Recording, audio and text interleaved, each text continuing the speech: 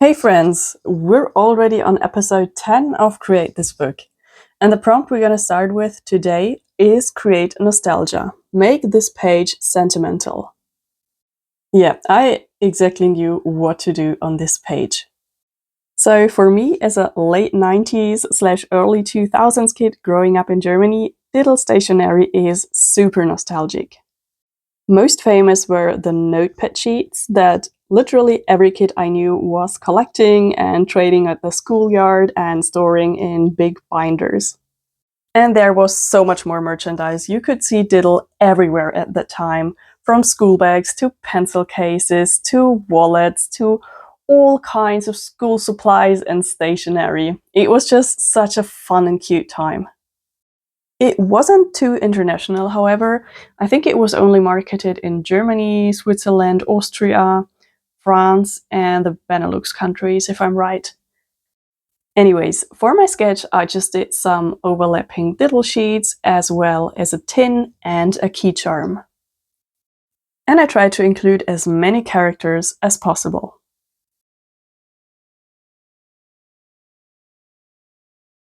Okay, before we continue with the coloring, I need to show you my diddle collection. Yes, I still have my 3 binders today. I kept them for nostalgic reasons, and this is the first one that contains the very old stuff from the 90s. So we have postcards, and then the very famous sheets that were traded at the schoolyard, the small ones in A6, then the most common ones in A5,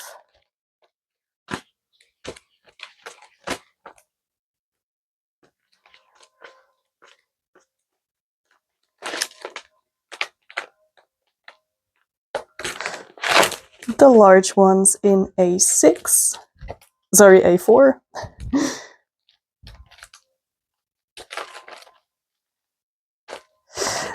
and then the paper bags, which were also collectibles, as well as letter paper, envelopes, stickers, sticky notes, calendar sheets, and so on.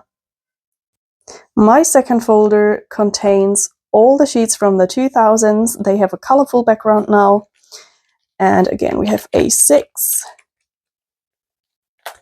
And now all sorts of special editions. For example, these glow in the dark. Then these go together like a puzzle. These have little stamps in them. Here you can see a 3D image when you look at the paper in a specific angle. Here, I think they smell good if you rub your finger on the paper. Here you can reveal secret images with a magic pen. Yeah, we have comic strips and some more hidden images that you can reveal with this card. And yeah. Then we also have lots of A5 sheets.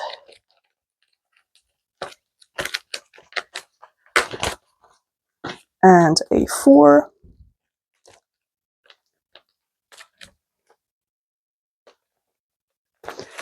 And then again, some paper bags.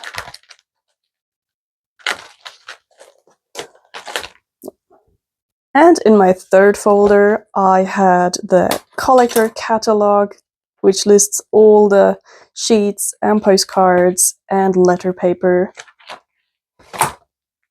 Then we have more postcards, also special cards like 3D or soft cards.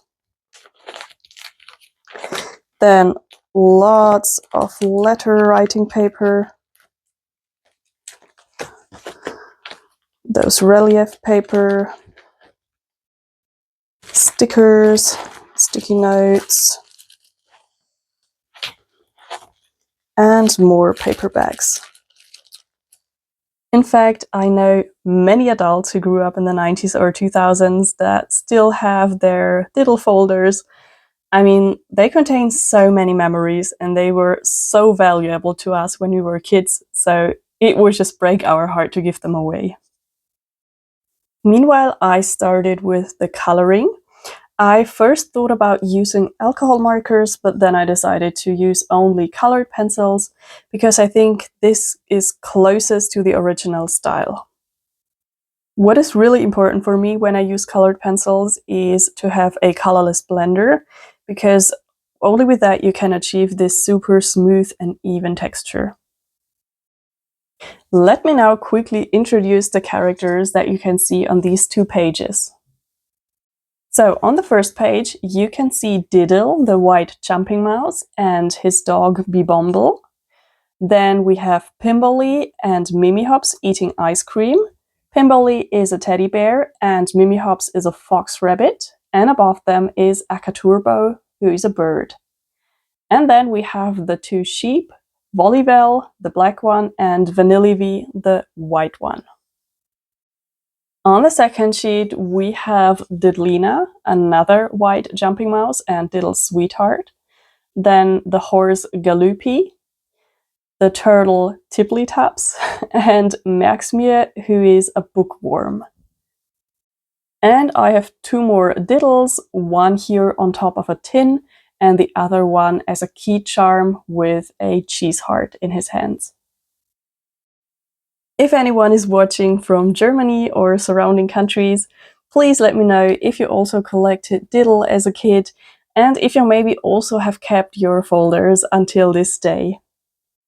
I hope that I could make you feel the nostalgia and remember those good times when we traded our Diddle sheets at the schoolyard. Actually, I heard that Diddle has a comeback this year, which is super exciting. And I really hope that it will be successful and that the kids of today will also find joy in collecting and trading the Diddle sheets.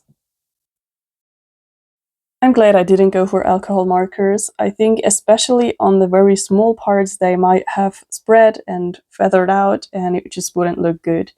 And I really love how the colored pencils look here. However, my hand was hurting so bad after all the coloring. So let's be real, using colored pencils is hard work. I wanted to add some more color, so I went for the background design of the 90s sheets, which had just a strip of color at the bottom or the corner of the sheet. And again, the colorless blender made such a difference here, and I could create those super soft gradients with it.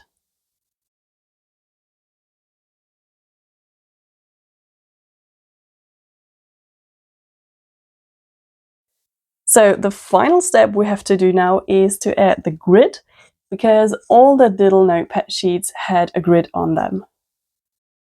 And after this step, I really felt like looking at original Diddle sheets spread out on the paper.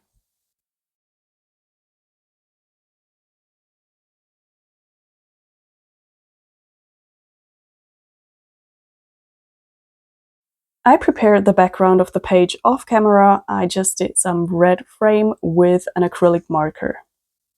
Now it's time to glue in all the Diddle sheets that we created, which was a bit tricky, as you can see.